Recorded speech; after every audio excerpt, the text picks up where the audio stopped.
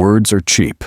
Anyone can talk, anyone can make promises, and anyone can shout to be heard. But the truly powerful don't need to raise their voice. They command attention before a single word is spoken. How through body language, the silent weapon that can intimidate, seduce, and dominate without sound. Think about it: a ruler who enters a room and makes everyone fall silent. A general who steadies his troops with nothing more than a gaze. Or a rival who crumbles under the weight of your stillness. Power is not just in what you say. It's in how you move, how you stand, how you control the space around you. Today we uncover the secrets of body language that leaders, manipulators, and rulers have used for centuries to bend others to their will without ever speaking a word. What speaks louder than words, yet leaves no sound behind? It is body language, the hidden script of power that rulers, generals, and manipulators have always mastered. Before the first command is given, before the first promise is spoken, the body has already delivered a message. The tilt of the head, the weight of a stare, the way someone occupies a room, all of these silently declare, "I am in control, and you will obey." Throughout history, the most commanding figures have understood this truth. Julius Caesar did not need to shout to assert dominance. His posture, his calm yet unshakable presence, often silenced both his allies and enemies before any negotiation began. Napoleon Bonaparte, though small in stature, mastered the art of movement. His deliberate pace, his stance with one hand hidden in his coat, created an aura of mystery and inevitability. These men used their bodies as weapons, as carefully as they used their armies. Why does body language hold such power over us? The answer lies deep in human psychology. Words require effort to process, but the body's signals bypass conscious thought and strike directly at the instincts. A lowered gaze suggests submission. An upright, unmoving posture radiates confidence. A steady stare unsettles, forcing the other person into a defensive position without a single word exchanged. We are all wired to interpret these signals, whether we realize it or not.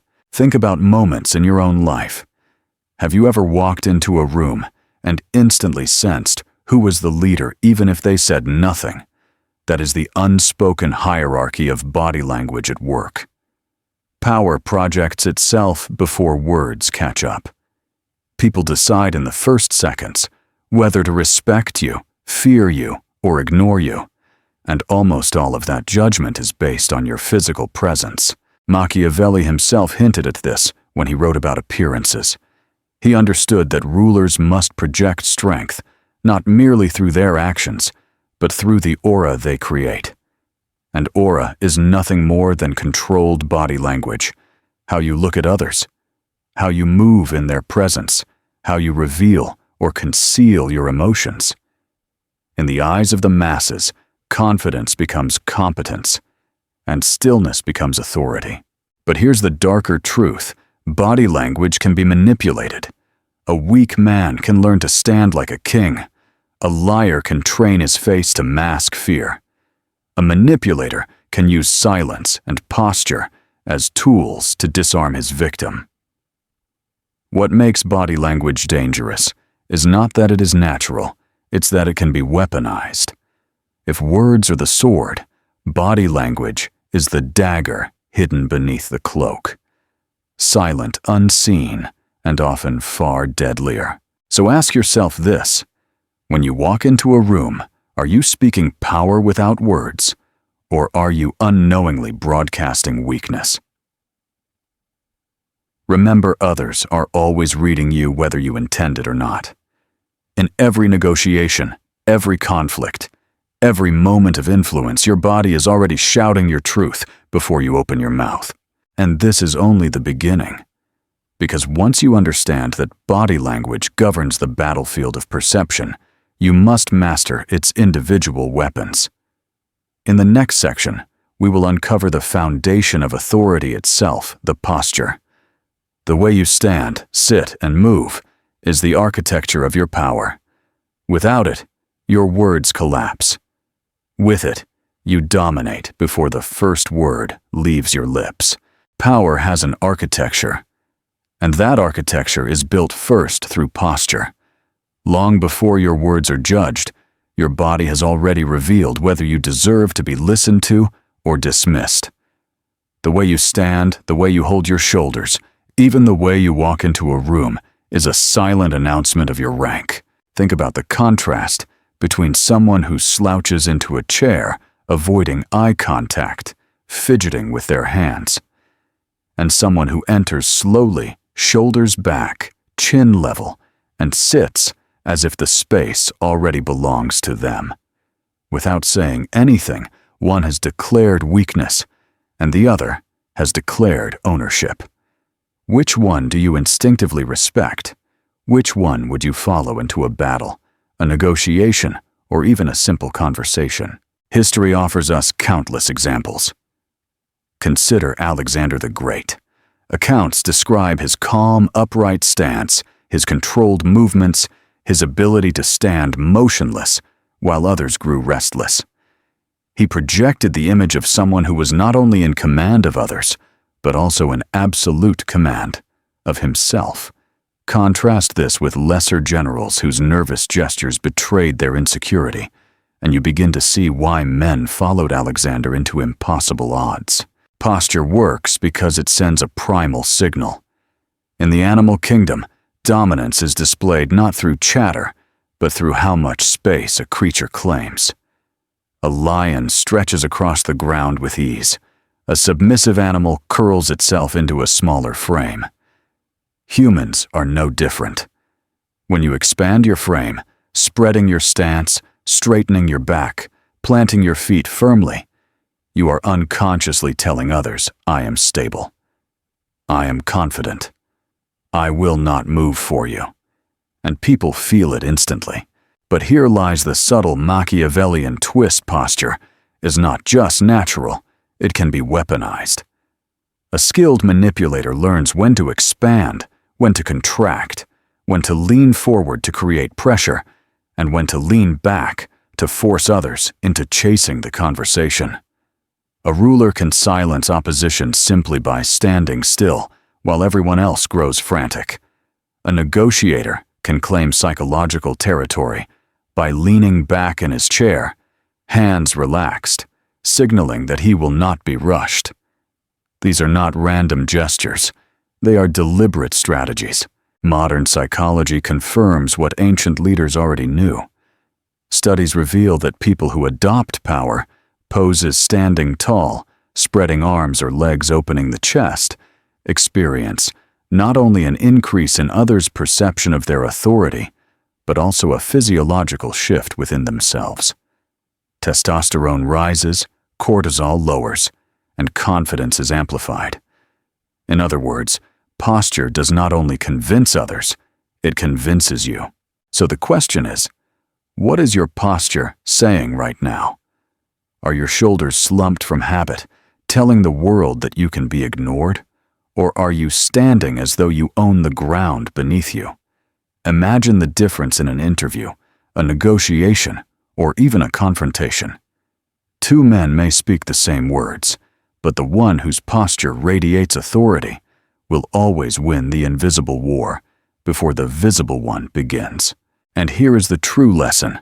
Posture is not about arrogance. It is about control. The greatest leaders are not those who flail wildly, who puff themselves up desperately. True power is shown in restraint, in the ability to remain perfectly composed when others collapse. Stillness combined with posture creates an aura of inevitability. It tells the world, I am unshakable. I will not bend. You will bend to me. This is why posture is the foundation, the architecture upon which all other body language rests. Without it, your gaze is empty. Your words are hollow. Your silence is meaningless. With it, every gesture gains weight. Every pause grows heavier. every silence becomes commanding. And once posture is mastered, the next battlefield of power emerges: the eyes. For the gaze is not just a window to the soul, it is the sharpest weapon of intimidation. In the next section, we will explore how controlling your eyes can control the minds of others. If posture is the architecture of authority, then the eyes are its sharpest weapons.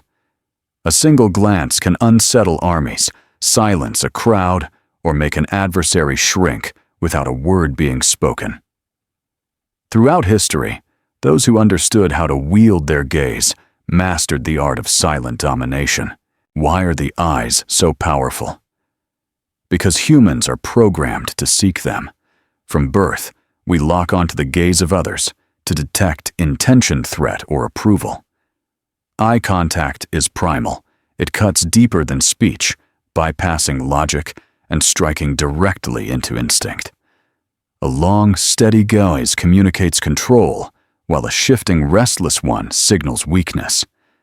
In every confrontation, your eyes are speaking a language older than words. Think of Genghis Khan.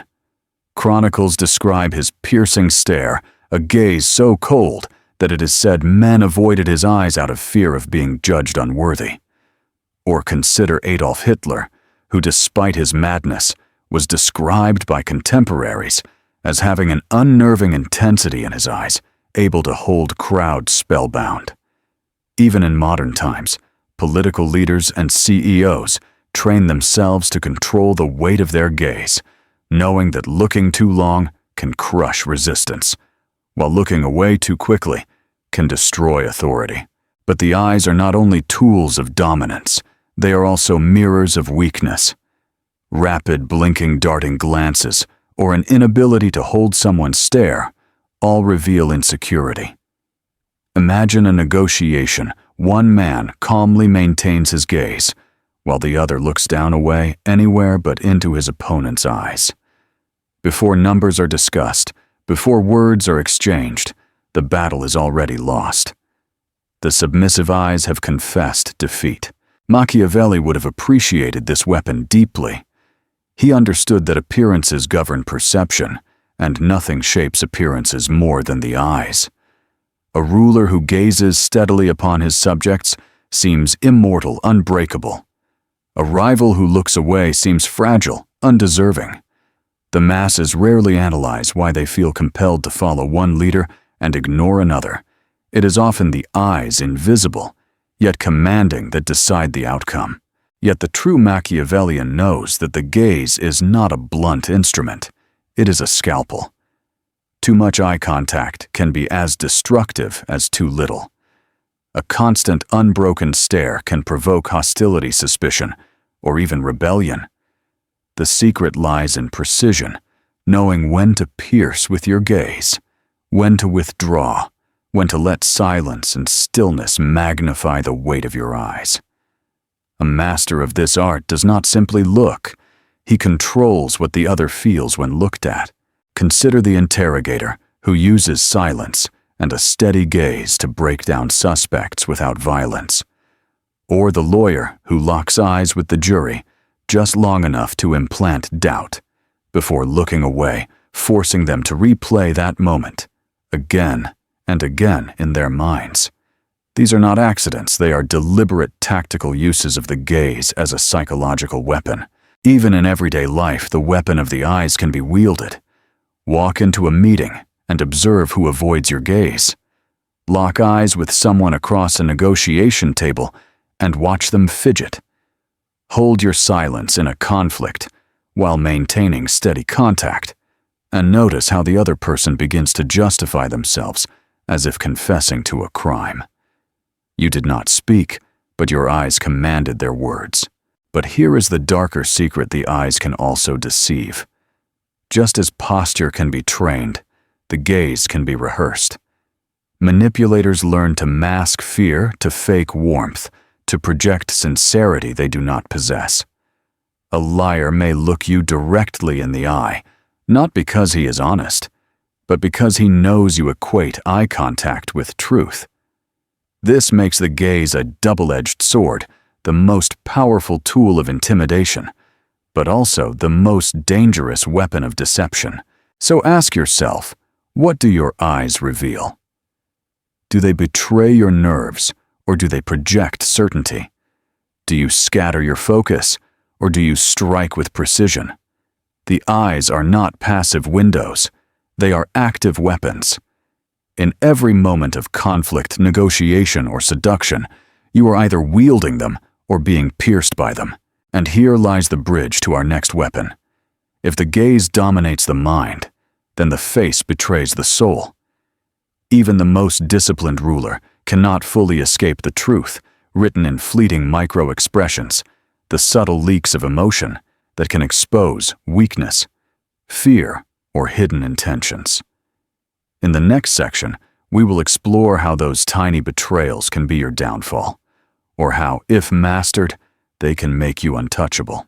Power is often maintained through control of words, of posture, of gaze. But there is one battlefield far more treacherous: the human face. For while you may master your stance and command with your eyes, your face often betrays what you most wish to conceal. These betrayals are called micro-expressions, fleeting flashes of true emotion that erupt in less than a second, often before you can suppress them. And for those who know how to read them, they are glimpses into the hidden truth of the soul. Imagine a ruler negotiating peace while secretly planning war. His voice is calm, his posture steady, his gaze unbroken. Yet for the briefest instant when his opponent mentions a particular demand, his lip tightens, or a flicker of contempt flashes across his eyes. Most would miss it, but the skilled observer would see everything. That single micro-expression reveals more than an hour of speech ever could. Why are micro-expressions so dangerous? Because they bypass intention. You can choose your words, you can rehearse your gestures, you can practice your gaze in a mirror. But micro-expressions are born in the unconscious. They surge from emotion before logic can intervene. Anger, fear, disgust, joy, contempt. Each has a telltale flicker that no amount of discipline can fully erase. Even the most Machiavellian manipulator must fight against this involuntary language. Consider Richard Nixon during the Watergate scandal. Though he denied wrongdoing with words, his face betrayed him. Analysts reviewing footage later noted flashes of guilt, flashes of anxiety that undermined his spoken confidence. His downfall was not merely his crime, it was that his micro-expressions revealed the truth before the evidence surfaced. In contrast, leaders like Stalin or Mao, who cultivated icy control, frightened those around them precisely because their faces revealed so little. Their stillness made others paranoid, forcing them to doubt their own perceptions. But here is the true lesson: weakness and strength both live in the face. If you cannot control your micro-expressions, others will read you like an open book. Your anger will be spotted, your fear will be exploited, your lies will be uncovered. Yet if you learn to master them, or at least mask them, you gain an advantage so rare it borders on supernatural. To maintain a face of stone, while the world collapses around you, is to project godlike composure. Of course, some will argue, can micro-expressions truly be controlled? Psychologists claim they cannot be eliminated, only managed. But history shows otherwise. Trained spies, interrogators, and ruthless rulers have learned to freeze their faces into unreadable masks. Their silence is terrifying not only because of what they project, but because of what they refuse to reveal. The absence of expression becomes more unsettling than any smile or frown could ever be. And this raises a question: how much control do you have over your own face? Think of the last time you were insulted. Did your lips curl in anger before you could respond? Think of the last time you lied. Did your eyes widen, your mouth twitch? Every time you let emotion flicker across your face, you surrendered power. You gave your opponent a weapon to use against you, The Machiavellian strategist must not only read others' microexpressions, but also deny them the same access. Learn to observe the twitch of an eyelid, the flash of fear, the instant of suppressed contempt.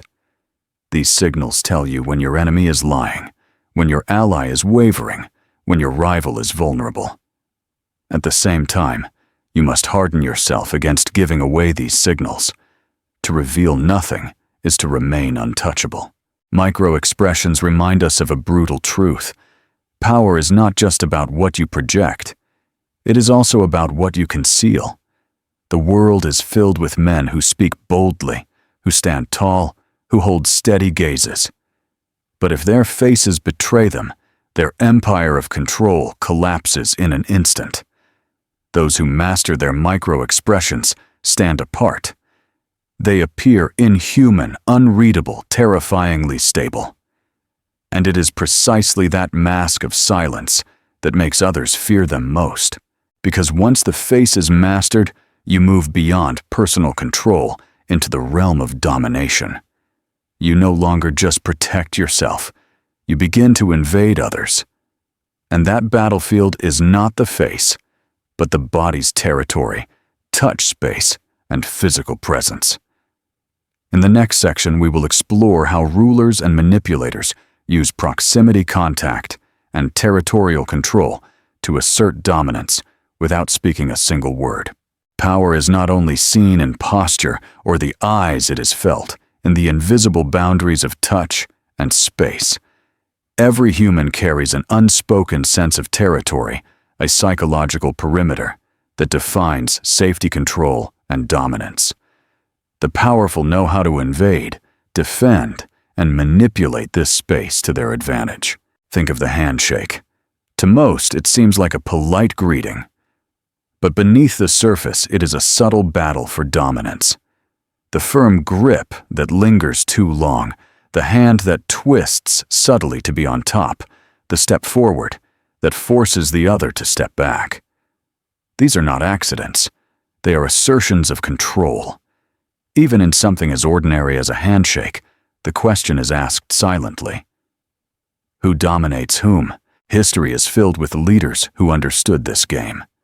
Consider Lyndon B. Johnson, President of the United States, famous for what aides called the Johnson treatment.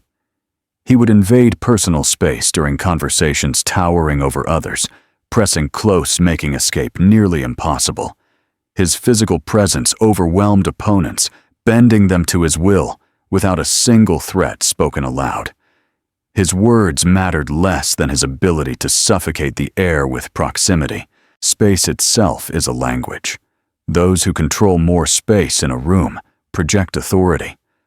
Notice how rulers sit at the head of the table, how CEOs choose the largest offices, how generals stand on higher ground. This is not coincidence. It is a strategy of spatial domination. To sit sprawled across a chair, to place one's belongings widely across a desk, to move without hesitation into another's territory. These are signals of ownership. And ownership commands respect. Touch, too, carries immense weight. A hand on the shoulder can reassure or it can dominate. A sudden grip can establish control before the other realizes what has happened. The powerful use touch sparingly, strategically. Too much touch diminishes its force, but a single well-placed gesture can speak louder than 100 words. Imagine a ruler who places his hand calmly on the shoulder of an angry rival, not as comfort, but as a demonstration. I am unshaken. You belong within my reach. But territory is not only physical, it is psychological. In conversation, those who lean in, who lower their voice, and force you to come closer, are pulling you into their orbit. Those who stand still and allow others to crowd them are broadcasting weakness. To master space is to master attention, drawing others in when you wish, pushing them back, without effort, holding the invisible walls of dominance around you. The darker truth is that most people surrender their territory without even realizing it. They step aside when someone approaches, they shrink when challenged. They allow others to touch or crowd them without resistance. Each concession, however small, is a silent confession of submission. The Machiavellian strategist never forgets every inch of ground surrendered is a piece of authority lost. So ask yourself, how do you control the space around you?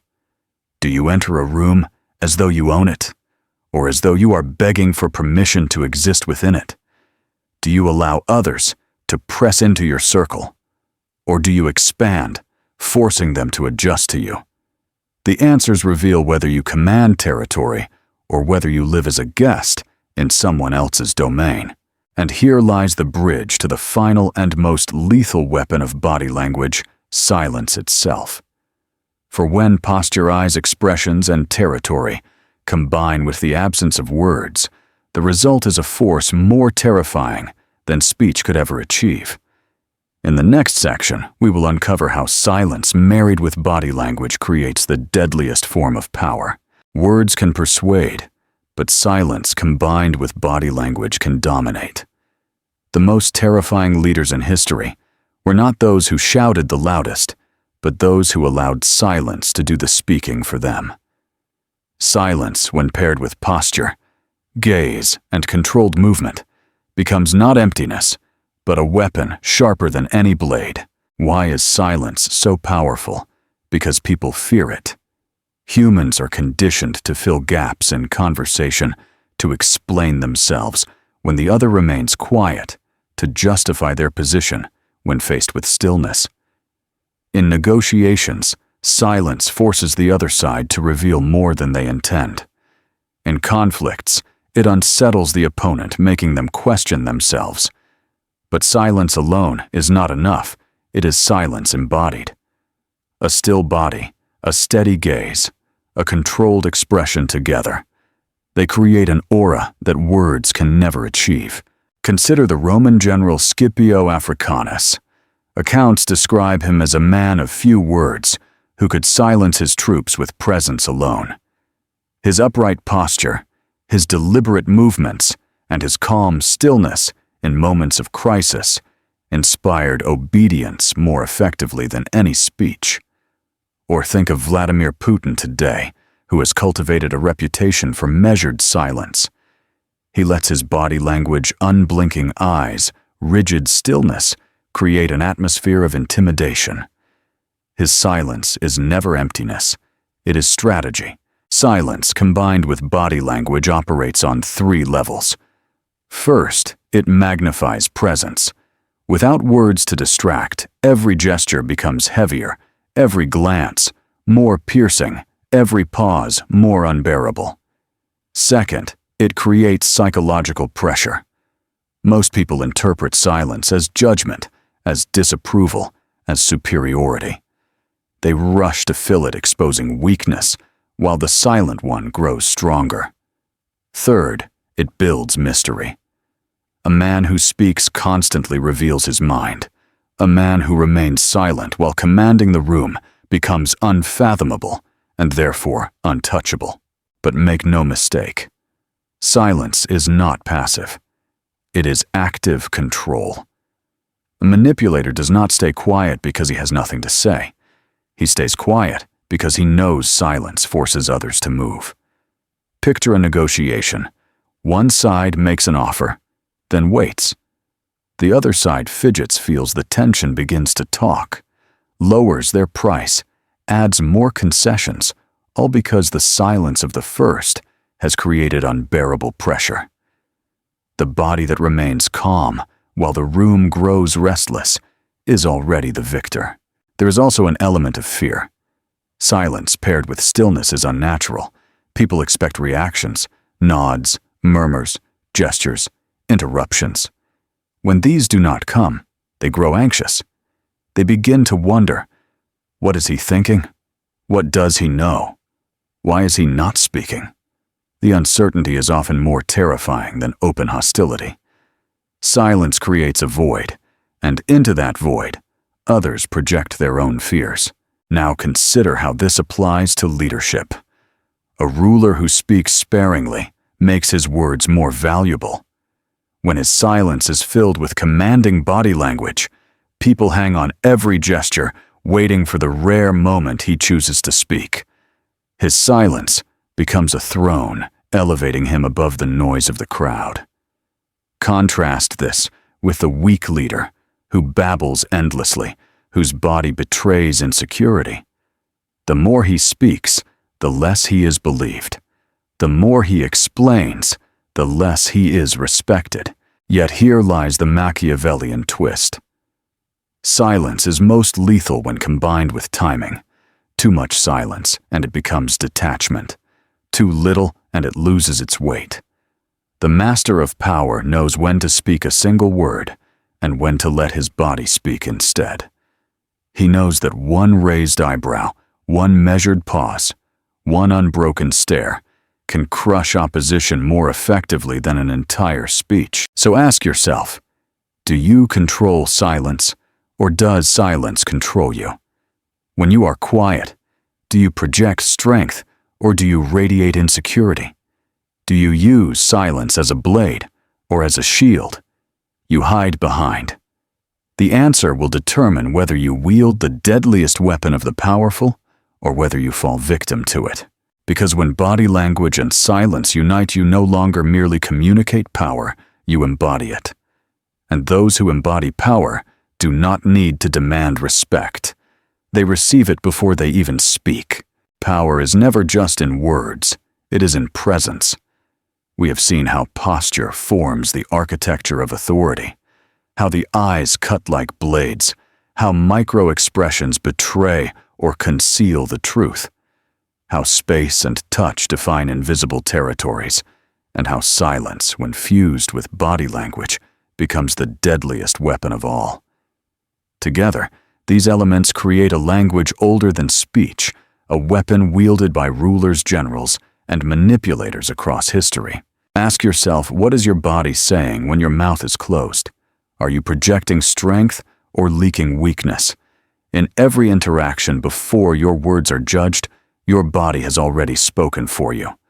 To master this silent weapon is to command attention without asking for it to bend others, without touching them, to dominate without noise. The world rarely rewards those who shout the loudest. It rewards those who control perception, who make others feel their power without explanation. That is the true art of body language, the art of ruling the unspoken battlefield. So if you found value in uncovering these secrets, share your thoughts below. Which aspect of body language do you feel is your strength, and which do you struggle with most? Don't forget to like this video, subscribe for more lessons on power and strategy, and turn on notifications so you never miss the next insight. Because in the next chapter, we will explore a weapon even subtler than silence: calmness.